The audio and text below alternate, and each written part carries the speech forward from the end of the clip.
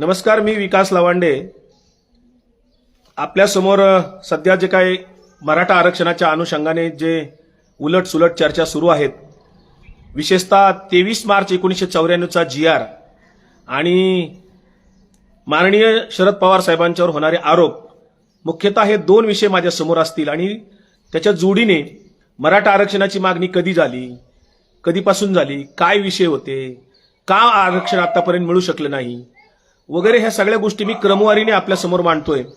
विशेषतः जे मुख्य आरोप आहेत ते मी आरोप लिहून काढलेले आहेत. त्याच्यातला मुख्य आरोप जो आहे की 23 मार्च 94चा GR हा मराठ्यांच्यावर अन्याय करणारा GR आहे, असा एक मुख्य आरोप आहे. दुसरा आरोप त्याच्या अनुषंगाने आहे त्या GRच्या की 10% जे आरक्षण फुगवून दिलं आणि 19% केलं, त्यात मराठ्यांचा कोटा 16% जो होता तो काढला आणि ओबीसींना दिला, हा एक मुख्य आरोप आहे. दुसरा आरोप आहे की 50 वर्षात कुणीच काही प्रयत्न केलेले नाहीत, हा तिसरा आरोप आहे.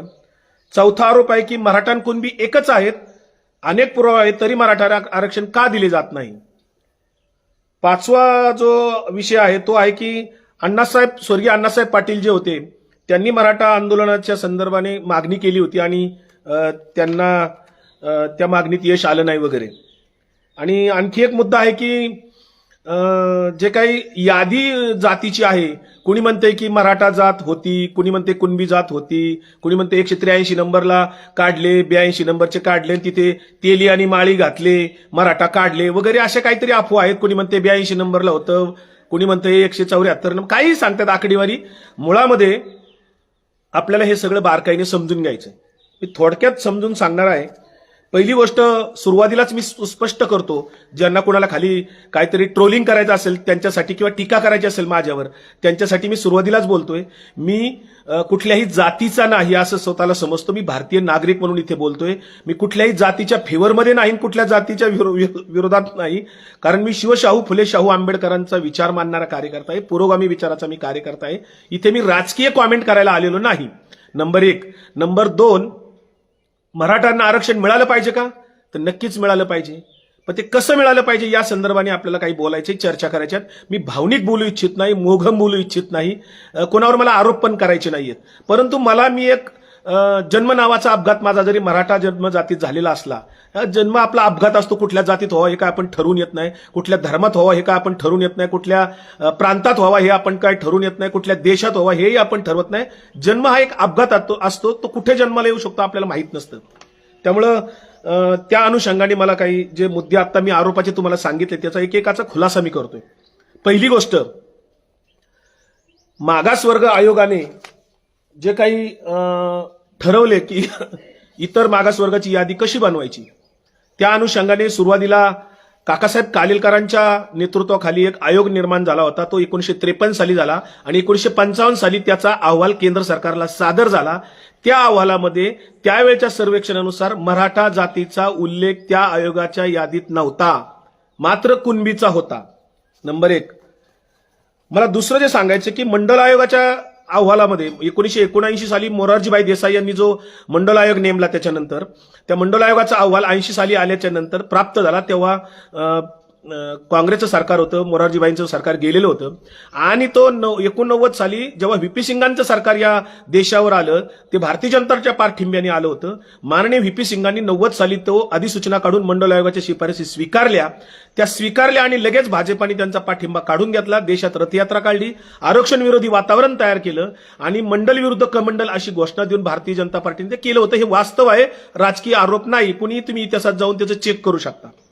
आता मला सांगायचंय काय की मंडल आयोगाने जेव्हा त्या शिफारसी दिल्या होत्या आणि त्या स्वीकारल्या गेल्या, तेव्हा सुप्रीम कोर्टात अनेक केसेस दाखल झाल्या होत्या. इंदिरा साहनी त्याच्यातली मुख्य केस होती, बाकीच्या अनेक केसेस होत्या, क्लब केल्या होत्या. इंदिरा साहनीच्या केसच्या अनुषंगाने सुप्रीम कोर्टाने सरकारला आदेश दिले 91 साली की तात्काळ तुम्ही 4 महिन्याच्या आतमध्ये राज्य मागासवर्ग आयोग केंद्राच्या पातळीवर केंद्रीय मागासवर्ग आयोग सुरू करावा. 4 महिन्याच्या आत. तशा पद्धतीने केंद्रीय मागासवर्ग आयोग तयार झाला, राज्य मागासवर्ग आयोग तयार झाला आणि त्याच्यामध्ये असं सांगितलं कोर्टाने की तुम्हाला जर का ओबीसीची यादी मंडल आयोगाची जी यादी होती, महाराष्ट्रापुरतं मी बोलतोय, 272 जातींची होती. जर सरकारला जर का आणखी कुणी मागणी करणाऱ्या जाती किंवा राहिलेल्या उपजाती वगैरे असतील, त्या जर समाविष्ट करायच्या असतील तर त्या आयोगासमोर त्याचे पुरावे देऊन त्या आयोगाला सादर कराव्यात, किंवा जर एखादी यादीतली नाव जातीचं कमी करायचं असेल तरी त्या आयोगाला अधिकार होता. सरकारला अधिकार नव्हता, त्या आयोगाला अधिकार होता. मला माझ्या मित्रांना, बांधवांना समजून सांगायचे, नवतरुणांना, की राज्य मागासवर्ग आयोगाला हायकोर्टाची पॉवर असते, हायकोर्टाचा दर्जा असतो, हे नीट लक्षात घ्या. केंद्रीय मागासवर्ग आयोगाला जवळपास सुप्रीम कोर्टाच्या लेवलचा दर्जा असतो आणि त्या पद्धतीने त्यांना अधिकार दिलेले असतात. कुठलं नाव यादीतलं कमी करायचं आणि कुठलं काढायचं ते शिफारस आयोग करतं आणि मग सरकार त्याची अंमलबजावणी करतं. 23 मार्च 1994 जो जी आर आला, तो जी आर त्या आयोगाच्या शिफारशीनुसार, मंडल आयोगाच्या शिफारशीनुसार आलेला आहे, हे नीट लक्षात घ्या. आणि मंडल आयोगाच्या ज्या शिफारशी आल्या होत्या त्या महाराष्ट्रातल्या ज्या 272 जाती दिल्या होत्या त्याच्यात मराठा जात नव्हती, कुणबी जात होती, हे लक्षात घ्या. आता कुणबी जात किती नंबरला होती? काही जण सांगतात की अमक्या नंबरला होती, तिथं जाती घुसाडल्या आणि काढल्या वगैरे. मी परवा सुद्धा एका चॅनलला बाईट देताना सांगितलं होतं की किती नंबरला ती जात आहे वगैरे.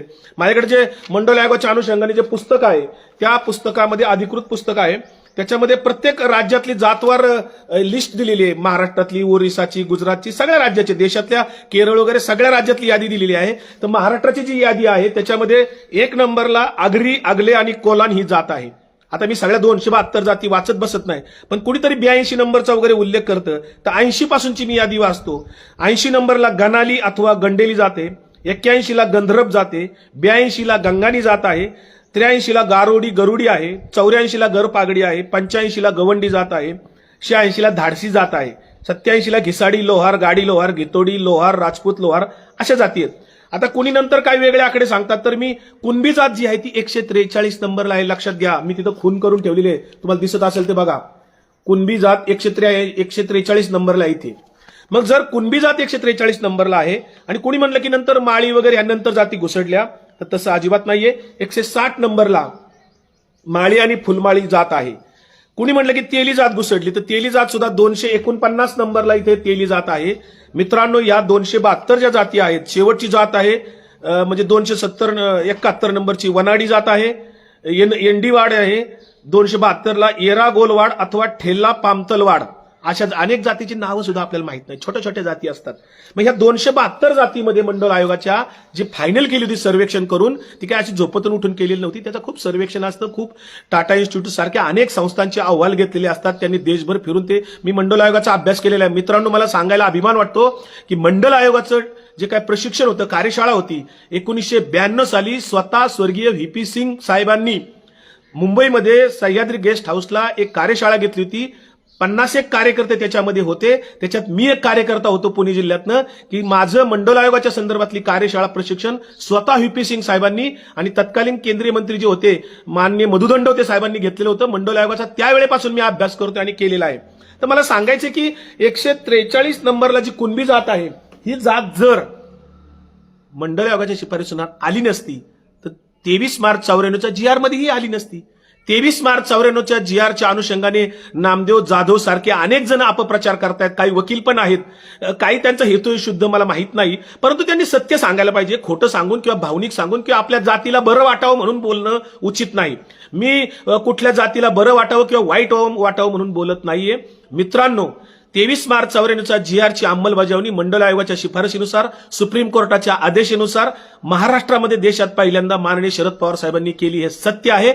आणि त्या यादीमध्ये जवळपास नंतर ज्या वाढलेल्या जाती होत्या त्या आयोगाच्या शिफारशीनुसार वाढलेल्या होत्या, त्या 346 जाती झालेल्या होत्या. 346 जातीमध्ये कुठेही मराठा जात आलेली नव्हती. ती मुख्यमंत्र्याला किंवा त्यांच्या मंत्रिमंडळाला ती घालता येत नाही, काढता पण येत नाही. तो अधिकारच आयोगाचा आहे, मंत्रिमंडळाचा अधिकार नसतो. हे नवतरुणांना मला नम्रपणाने समजून सांगायचे, जे कॉमेंट्स करतात किंवा रील स्टारवर जागतात त्यांना नम्रपणाने सांगायचे. पवार साहेबांनी तो जी आर राबवला, अंमलबजावणी आणली, म्हणून आज मनोज जरांगे पाटील त्याच कुणबी आरक्षणाच्या आधारावर सरसकट मराठ्यांना आरक्षण मागतायत, हे नीट लक्षात ठेवा. त्यामुळे 23 मार्च 94च्या जी आरला विरोध करणे म्हणजे मंडल आयोगाला विरोध करणे. 23 मार्च 94ला विरोध करणे म्हणजे मनोज जरांगे पाटलाच्या आंदोलनाला विरोध करणे आहे, हे नीट लक्षात ठेवा. कारण मनोज जरांगे पाटलांचं आंदोलन त्याच 94च्या जी आरच्या आधारावर आहे. तो जी आर जर नसता अंमलात आला तर मनोज जरांगे पाटलांची आज मागणी टिकली नसती, चालली नसती, त्यांना ती मागणी करता आली नसती. पण मराठा जातीचा उल्लेख नव्हता. आणि दुसरी गोष्ट मला सांगायची की 80च्या दशकामध्ये स्वर्गीय अण्णासाहेब पाटलांनी जी मराठा आरक्षणाची मागणी केली होती, अनेकांचा गैरसमज आहे, अनेक जण विचार करत नाही. काय मागणी होती नेमकी? त्यांची मागणी होती की मराठा जातीतल्या लोकांना आर्थिक निकषावर आरक्षण मिळावं. आर्थिक निकषावर आधारित मागणी पहिल्यांदा या देशामध्ये त्यांनी केली गेली होती आणि त्याच्यावर प्रयत्नही झाला होता. तत्कालीन मुख्यमंत्र्यांनी प्रयत्न केले होते, पवार साहेबांनी प्रयत्न केला होता, परंतु तो कोर्टामध्ये टिकला नाही, कारण राज्यघटनेमध्ये आर्थिक निकषावर आरक्षण देण्याची तरतूदच नाही. जे काय 15(4), 16(4) जी कलमं आहेत आरक्षणाच्या अनुषंगाने, त्या कुठल्याही कलमामध्ये कुठेही आरक्षण आर्थिक निकषावर देता येत नाही अशी तरतूद आहे. 91 साली तत्कालीन पंतप्रधान PV नरसिंहराव यांनी सुद्धा प्रयत्न केला होता आर्थिक निकषावर देण्याचा, पण तोही कोर्टात टिकला नाही. त्यामुळं स्वर्गीय अण्णासाहेब पाटलांची मागणी मागे पडली किंवा ती कोर्टात टिकली नाही. मग मराठा आरक्षणाची मागणी कधी झाली का? तर त्यावेळी होत नव्हती. उलट मराठ्यांना आरक्षण म्हणजे कमीपणा वाटायचा, राखीव जागा म्हणजे कमीपणा वाटायचा. अनेक स्वतःला उच्चकुलीन समजणारे, क्षत्रिय समजणारे, देशमुख मराठा समजणारे लोक आरक्षणाच्या बाजूचे नव्हते. कुणीही मागणी केलेली नव्हती. 94ला, 95ला, 96 पर्यंत कुणीही मागणी केलेली नव्हती. 96 साली न्यायमूर्ती खत्री आयोग राज्यामध्ये निर्माण झाला आरक्षणाच्या अनुषंगाने, ओबीसीच्या अनुषंगाने, आणि न्यायमूर्ती खत्री आयोगासमोर तेव्हा पहिल्यांदा मराठा सेवा संघाने एक अर्ज करून मागणी केली होती. अतिशय ती मागणी तेव्हा लोकांना सर्वश्रुत पण नव्हती, राज्यव्यापी झालीच नव्हती. पण न्यायमूर्ती न्यायमूर्ती खत्री आयोगाने त्या मागणीला विचारात घेतल्यानंतर, त्यांचा सर्वे आल्यानंतर जेव्हा अहवाल प्राप्त झाला खत्री आयोगाचा, तेव्हा त्यांनी मराठा जातीला ओबीसीच्या यादीमध्ये घेण्यासाठी मान्यता दिली नाही. कुणबी होतीच आधीपासूनच, कुणबीला काय प्रॉब्लेम नव्हता, पण मराठा जातीला ओबीसीचा दर्जा देण्यात खत्री आयोगाने नकार दिलेला होता अधिकृतपणे. नंतर ती मागणी काही दिवस मागे पडली, पुन्हा ती मागणी काही दिवसांनी सुरू झाली. थोडीफार सुरू झाल्यावर 2004 मध्ये महाविकास आघाडीचं सरकार होतं, त्या काळामध्ये मग न्यायमूर्ती बापट आयोग नेमला गेला. न्यायमूर्ती बापट आयोग नेमल्यानंतर पुन्हा ही मागणी आली. न्यायमूर्ती बापट आयोगाने सविस्तर, मी तो अहवाल वाचलाय, न्यायमूर्ती बापटांना मी स्वतः भेटलोय, त्यांच्याशी चर्चा केली आणि त्यांचा जो अहवाल आहे त्यातल्या बऱ्याचशा महत्वाच्या गोष्टी मी स्वतः वाचल्यात, अभ्यासलेल्या आहेत. त्यांनी महाराष्ट्रामध्ये सगळ्या जिल्ह्यात जाऊन फिरले होते, अभ्यास करून अहवाल दिला होता, त्याच्यावर आक्षेप आले होते, विरोधी मतं आली होती, सगळं आलं होतं. पण न्यायमूर्ती बापट आयोगाचा अहवाल जेव्हा 2008 मध्ये सादर झाला शासनाला, तेव्हा न्यायमूर्ती बापट आयोगाच्याही अहवालामध्ये मराठ्यांना ओबीसीच्या यादीमध्ये घेतलं नाही. कुणबी होतेच पहिले, कुणबींचा प्रॉब्लेम नव्हता, मी पुन्हा पुन्हा सांगतोय मुद्दा म्हणून. आणि कुणबी आणि मराठा एक आहेत हे सुद्धा खत्री आयोगाने मान्य केलं नाही, बापट आयोगाने सुद्धा मान्य नाही केलं. त्यांच्यासमोर अनेकांनी प्रयत्न केले मांडण्याचा की कुणबी आणि मराठा एकच आहेत, परंतु मराठ्यांच्यामध्ये अनेक जाती आहेत. अक्करमाशी मराठा असतील, कुणबी मराठा असतील, मराठा कुणबी असतील, देशमुख मराठा असतील, पाटील मराठा असतील, अशा अनेक जाती आहेत. पण सरसकट सगळा सकल मराठा एकच आहे, कुणबी आणि मराठा एकच आहे, हे आपण सिद्ध करू शकलेलो नाही. काही हायकोर्टाचेही निकाल आहेत, औरंगाबाद खंडपीठाचा आहे, मुंबई खंडपीठाचा आहे, हायकोर्टाचे, पुन्हा सुप्रीम कोर्टाचे काही निकाल आहेत. या कुठल्याही निकालामध्ये किंवा कुठल्याही आयोगाच्या रिपोर्टमध्ये मराठा जातीला ओबीसीचा दर्जा मिळालेला नसल्यामुळे आजपर्यंत त्याला आपण यश मिळू शकलेलो नाही. कुणबी जातीचा दर्जा होता म्हणून आपण करू शकलो. 2009ला मग महाराष्ट्रातल्या 18 मराठा संघटना एकत्र आल्या. मग ती छावा संघटना असेल, मराठा सेवा संघ असेल, मराठा महासंघ असेल, अनेक संघटना होत्या मराठ्यांच्या, विनायक मेटेंची संघटना, अनेक संघटना, ह्या सगळ्या 18 संघटना एकत्र पहिल्यांदा महाराष्ट्रामध्ये 2009 मध्ये आल्या. तोपर्यंत राज्यव्यापी मराठा आरक्षणाच्या संदर्भातली मागणी कधी फारशी तितक्या ताकदीने कधी झालेली नव्हती. 2009 पासून पहिल्यांदा मोठ्या आवाजामध्ये महाराष्ट्रव्यापी, राज्यव्यापी प्रथमच मागणी मराठा कुणबी एकच आहेत, त्यांना आरक्षण मिळावं अशा पद्धतीची मागणी सुरू झाली, त्याची आंदोलनं सुरू झाली. आणि मग 2014 मध्ये पृथ्वीराज चव्हाण मुख्यमंत्री असताना त्यांनी नारायण राणे यांची एक समिती नेमली. त्या समितीचा अहवाल 2014 मध्ये जेव्हा प्राप्त झाला, तेव्हा नारायण राणे समितीच्या अहवालामध्ये सुद्धा 14% मराठ्यांना आरक्षण द्यावं हा 14%चा आकडा, आपला 16%चा आकडा पहिल्यांदा आला. जे काय आता कोणी म्हणतात ना 16% मराठ्यांचं काढलं आणि ओबीसींना दिलं, हे दादांत अपप्रचार आहे, खोटा आहे, भाषणबाजी आहे. मला सांगा 16%चा आकडा 2014च्या आधी कुठं जर कोणी उच्चारला असेल तर मला दाखवा कुणीतरी पुरावा, मला तो समजून घ्यायचा आहे, मला माझ्या ज्ञानात भर पाडायची. 16%चा आकडा चर्चेला मुळात 2014 पासून आला. नारायण राणे समितीचा अहवाल पृथ्वीराज चव्हाणांच्याकडे सादर झाला, तेव्हा 16% मराठ्यांना आरक्षण देण्याची घोषणा झाली. सरकारने त्याला कॅबिनेटमध्ये मान्यता दिली होती आणि 5% मुस्लिमांनाही दिली होती.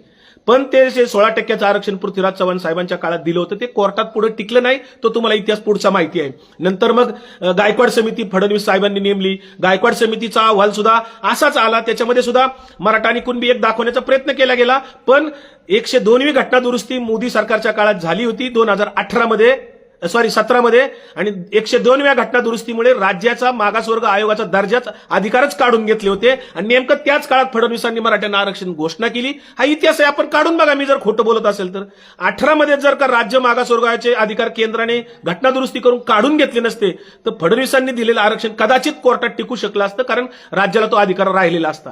पण 2021 मध्ये मग तो पुन्हा अधिकार घटना दुरुस्ती 127वी झाली आणि पुन्हा अधिकार राज्याला दिले गेले. पण तोपर्यंत सुप्रीम कोर्टाचा निकाल येऊन गेला होता. गायकवाड समितीच्या अहवालानुसार फडणवीसांनी दिलेलं आरक्षण सुप्रीम कोर्टात पुन्हा नाकारलं गेलं. मला मुद्दा एवढाच सांगायचा आहे की जे आरक्षण दिलं जातं, ओबीसीचं आरक्षण ठरवत असताना त्याचा काही क्रायटेरिया आहे मित्रांनो. अनेक मित्रांना माहिती व्हावं म्हणून नवतरुणांना सामाजिक मागासलेपण म्हणजे काय हेच माहित नाही. मी फेसबुकवर अनेकदा कॉमेंट केलेली आहे, अनेकदा सातत्याने बोलताना सुद्धा विचारत असतो. प्रत्येक मुलाला व्हॉट्सअपवर चॅटिंग करतात काही जण की सामाजिक मागासलेपण म्हणजे काय, असा मी प्रश्न जेव्हा त्या मुलाला विचारतो, त्या कॉमेंट्स करण्याला विचारतो, तेव्हा त्याला नीट सांगता येत नाही. मित्रांनो, मंडल आयोगाने ज्या शिफारशी दिल्या, सुप्रीम कोर्टाने जे काय क्रायटेरिया घालून दिला, मागासवर्ग आयोगाने जे काय क्रायटेरिया घालून दिला, त्याच्यामध्ये 3 निकष लावलेले आहेत. सामाजिक मागासलेपण हे असलं पाहिजे, शैक्षणिक मागासलेपण असलं पाहिजे आणि आर्थिक मागास असलं पाहिजे. असे एकूण 11 निकष आहेत. सामाजिक मागासमध्ये 4 निकष आहेत. पुन्हा पोटात सामाजिक मागासपणासाठीचे 4 निकष आहेत. म्हणजे कोणते? ज्या जातीला इतरांकडून सामाजिक दृष्ट्या मागास मानलेल्या आहेत अशा जाती. बघा बरं का, नीट लक्षात घ्या. मला सांगा कोणतं गाव असं आहे महाराष्ट्रामध्ये की ज्या गावामध्ये मराठ्यांना इतर जातींकडनं सामाजिक दृष्ट्या मागास मानलं जातं? ते आपल्याला कोर्टात सिद्ध करून द्यावं लागेल. उपजीविकेसाठी मुख्यत्वे शारीरिक कष्टावर अवलंबून असणाऱ्या जाती. तिसरं, 17 वर्षाहून कमी व्यक्तीचा विवाह होण्याचं प्रमाण ज्या जातीमध्ये राज्यस्तरीय सरासरीपेक्षा जास्त आहे त्या जाती. स्त्रियांनी श्रमशक्तीमध्ये प्रवेश करण्याचं प्रमाण ज्या जातीमध्ये राज्यस्तरीय सरासरीवरून 25% जास्त असेल अशा जाती सामाजिक दृष्ट्या मागास मानल्या जातात. मागे जेव्हा वेगवेगळे अहवाल आले, खत्री आयोगाचा अहवाल आला, बापट आयोगाचा अहवाल आला होता, मंडल आयोगाचा आला होता, त्याच्यामध्ये मराठ्यांचं शैक्षणिक मागासलेपण सिद्ध झालं होतं, आर्थिक मागासलेपण पण सिद्ध झालं होतं. पण सामाजिक मागासलेपण अद्यापपर्यंत 40 वर्षामध्ये कधी सिद्ध झालेलं नाही. आणि जे कोणी म्हणतात ना 50 वर्षात आम्हाला दिलं नाही, पण 50 वर्ष आणलं कुठून? मुळात 97च्या नंतर ही मागणी सुरू झालेली आहे. म्हणजे 20-25 वर्षाचा इतिहास त्याला फार फार मिळतो. त्याच्या आधी जी मागणी होती आर्थिक निकषावरची होती, ती कोर्टात टिकली नाही, त्याचा निकाल होऊन गेलेला आहे. घटनेत तशी तरतूदच नाही. कुणी अफवा सोडत असतील, चर्चा करत असतील, भावनिक बोलत असतील, त्याच्यावर विश्वास ज्याला ठेवायचा त्याने ठेवा, मी ठेवणार नाही. मग आता शैक्षणिक मागासलेपण जे आहे ते मंडल आयोगाने जे सांगितले त्याचे 3 घटक आहेत. 5 ते 15 वयोगटातील मुलं कधीच शाळेत न गेल्याचं प्रमाण ज्या जातीमध्ये राज्यस्तरीय सरासरीपेक्षा 25%हून जास्त असेल अशा जाती. शाळा सोडणाऱ्या विद्यार्थ्यांचं प्रमाण तितकंच असेल किंवा मॅट्रिक झालेल्यांचं प्रमाण ज्या जातीमध्ये राज्यस्तरीय सरासरीपेक्षा 25%नी कमी असेल अशा जाती शैक्षणिकदृष्ट्या मागास समजल्या जातात. आर्थिक मागासाचे 4 निकष आहेत. राज्यस्तरीय सरासरीपेक्षा 25%हून कमी सरासरी कौटुंबिक मालमत्ता असलेल्या जाती, ज्या जातीमधील कुटुंबांना राज्यस्तरीय सरासरीपेक्षा 25%नी कच्च्या घरामध्ये राहतात, ज्या जाती 50%हून अधिक कुटुंबाला उपलब्ध असणारा पिण्याच्या पाण्याचा स्रोत अर्धा किलोमीटरहून जास्त अंतरावर असेल त्या जाती, उपभोग घेणाऱ्या कर्ज घेणाऱ्या कुटुंबांची संख्या ज्या जातीमध्ये राज्यस्तरीय सरासरीपेक्षा 25%हून अधिक असेल अशा जाती आर्थिकदृष्ट्या मागास मानल्या जातात. मंडल आयोगाने 22 गुणांची एक निकष लावले होते, 22 गुणांक दिले होते. त्याच्यात 12 गुण जर मिळतील तर ती जात ओबीसी धरली जात होती. बापट आयोगाने त्याच्यानंतर जे सर्वेक्षण केलं होतं त्या 22 गुणांपैकी 11 गुण फक्त एकट्या बीड जिल्ह्यामध्ये मिळाले होते. मी ती आकडेवारी सगळी पाहिली, ती वाचून तुमचा वेळ घेत नाही मी. परंतु बाकीच्या महाराष्ट्रातल्या उर्वरित जिल्ह्यामध्ये 3, 4, 5 किंवा 7, 8च्या पेक्षा जास्ती मार्क कुठल्याही जिल्ह्यात मिळालेली नव्हती. दुर्दैवाने आपण सामाजिक मागासलेपण मराठ्यांचं सिद्ध करू शकलो नाही. कोणतंही सरकार सिद्ध करू शकलेलं नाही. सरकार सिद्ध करू शकतं का नाही याच्यापेक्षा मागासवर्ग आयोग ज्याला हायकोर्टाचा दर्जा असतो त्याने सिद्ध केलं तरच आपल्याला हे आरक्षण मिळू शकतं.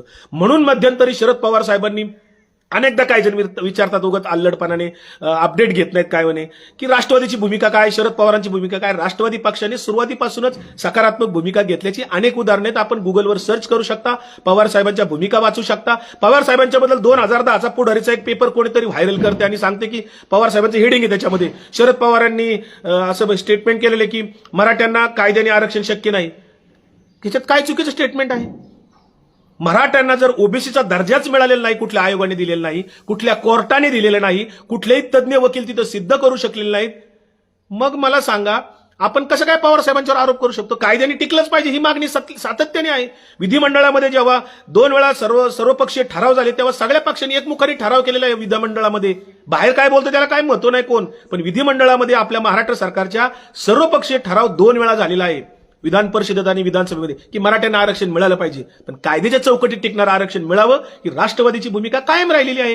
आता पवार साहेबांनी मध्यंतरी 1 महिन्यापूर्वी भूमिका जाहीरपणाने मांडलेली आहे माध्यमांच्या समोर की राज्यघटनेमध्ये दुरुस्ती करावं लागेल आणि 16% वाढीव आरक्षण जसं बिहारमध्ये जातवार जनगणना झाली आणि जातवार जनगणना होऊन त्यांनी आता वाढीव आरक्षण दिलं तिथे.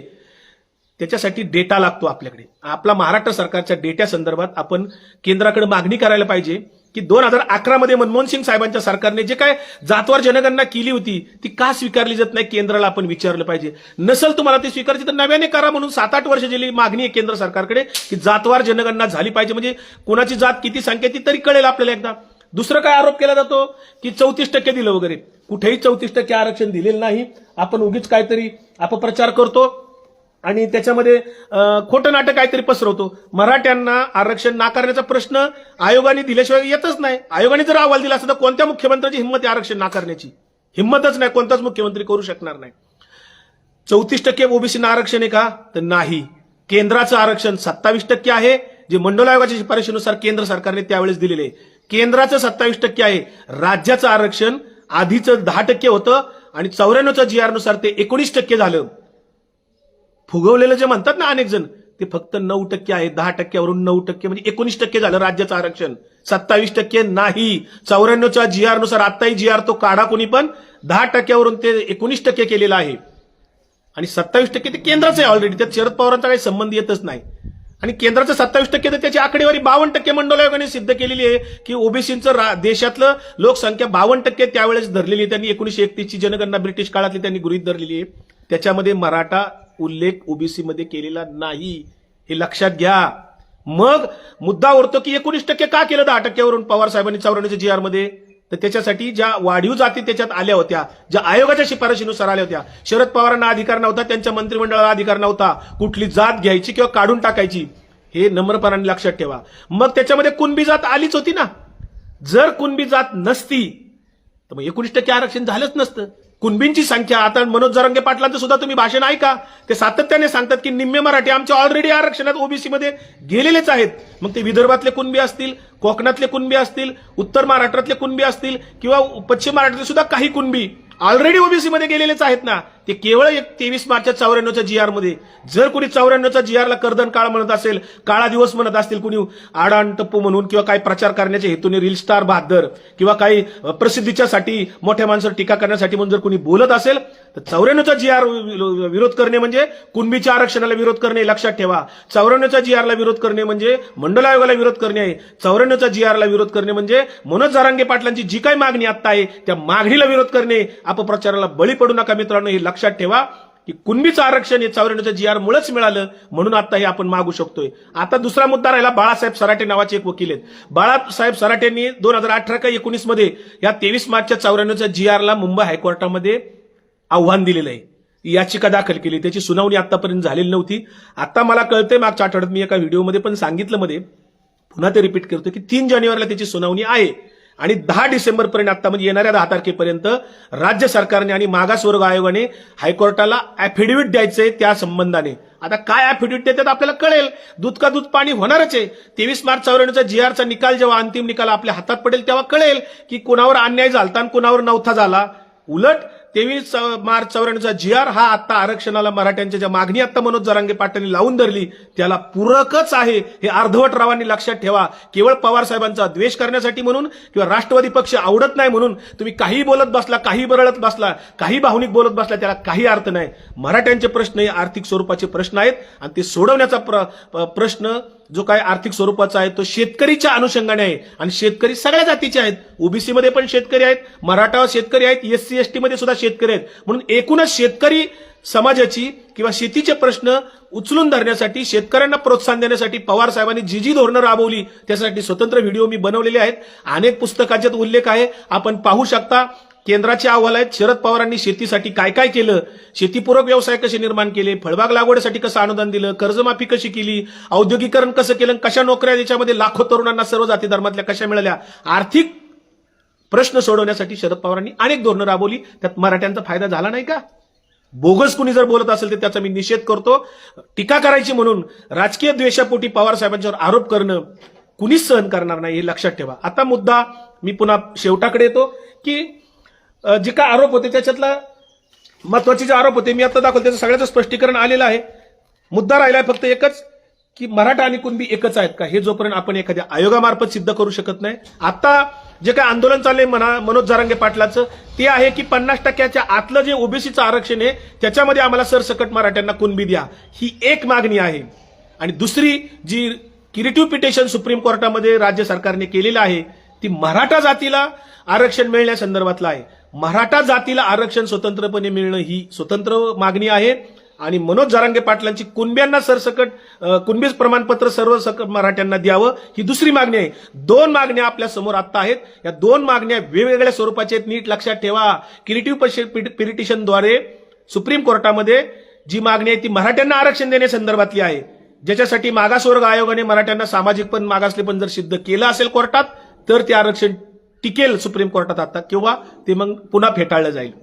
आणि मनोज जरांगे पाटलांचं सरसकट कुणबी प्रमाणपत्र सर्व मराठ्यांना द्यायचं असेल तर ते राज्य सरकार कसं नेमकं ठरवणार आहे हे एकनाथ शिंदे साहेबांच्या सरकारने अद्यापपर्यंत ठरवलेलं नाही. त्याच्यासाठी त्यांनी जी शिंदे समिती नेमलेली, न्यायमूर्ती शिंदे समिती, आयोग नाही, आयोगाला हायकोर्टाची पॉवर असते, हायकोर्टाचा दर्जा असतो. शिंदे समितीने जो अहवाल द्यायचा आहे तो अहवाल आल्यानंतर 2 महिन्याची मुदत दिलेली आहे 24 डिसेंबरपर्यंत. त्याच्यात कळेल आपल्याला सरसकट मराठा आणि कुणबी एकच आहेत की नाहीत. काय शिंदे समिती सांगते आपल्याला कळेल आता. तोपर्यंत वाट पहा, तोपर्यंत अफवा सोडू नका, रील स्टारवर जगू नका, व्हिडिओ बहादरवर जगू नका. नामदेव जाधव सारखे लोक काही पिलावळी सोडलेले आहेत, काही अर्धवट वकील सुद्धा आहेत जे अभ्यास करत नाहीत. कालेलकर आयोग, मंडल आयोग, खत्री आयोग, बापट आयोग, सुप्रीम कोर्टाचे निकाल, हायकोर्टाचे निकाल कृपया आपण तपासून पाहावेत. सामाजिक मागासले पण काही नीट समजावून घ्यावं आणि ओबीसीची यादी कशी तयार होते हेही समजावून घ्यावं. मंत्रिमंडळाला कुठल्याही अधिकार तो नसतो, एवढंच मला सांगायचंय. राज्य सरकारने आता केंद्राकडे हस्तक्षेप करावा. 50%ची मर्यादा वाढवून 16% जर स्वतंत्र मराठ्यांना प्रवर्ग निर्माण करून जर आरक्षण केंद्र सरकारने घटना दुरुस्ती करून जर दिलं तरच ते टिकू शकतं, ते शाश्वत आरक्षण राहील. अन्यथा बाकी सगळी भाषणबाजी राहील, बाकी फक्त चमकोगिरी राहील. प्रसिद्धीसाठी कुणी काही करू शकतं, त्याला मी काही करू शकत नाही किंवा कुणीच काही करू शकत नाही. धन्यवाद.